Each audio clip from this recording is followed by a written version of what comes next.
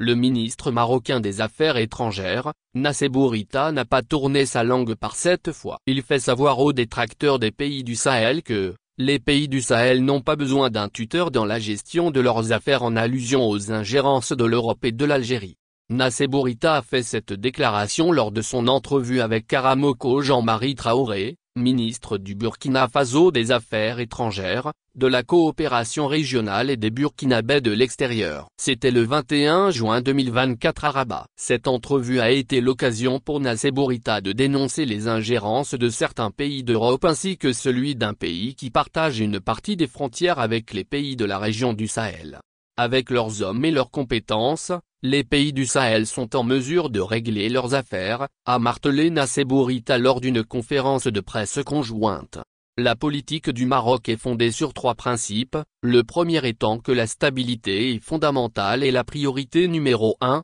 a souligné le ministre marocain avant de préciser que les dissertations sur le Sahel peuvent être faites depuis l'Europe, mais vivre la situation sur place et être impacté directement par elle donne une perspective différente où la stabilité est l'élément clé. Pour le haut responsable marocain, un Sahel qui vit dans le chaos est une menace pour ses populations et aussi pour son voisinage. Nassé Bourita a expliqué en outre que donc la stabilité est au cœur de la vision de Sa Majesté le Roi par rapport à cette région. Quant au deuxième élément, a-t-il ajouté, la transition démocratique pour ces pays est nécessaire et le Maroc fait confiance aux élites et au génie des peuples du Sahel pour trouver le meilleur chemin et faire face à cette situation complexe pour réussir leur transition. Le Maroc est contre l'ingérence au Sahel, contre les politiques de donneurs de leçons au Sahel et contre les politiques de ceux qui considèrent que parce qu'ils ont des frontières avec le Sahel, ils peuvent opter pour des politiques de chantage, a dénoncé Nassé Bourita en pointant du doigt le voisin de l'Est, et d'expliquer que malheureusement, ce ne sont pas seulement les visions de pays européens,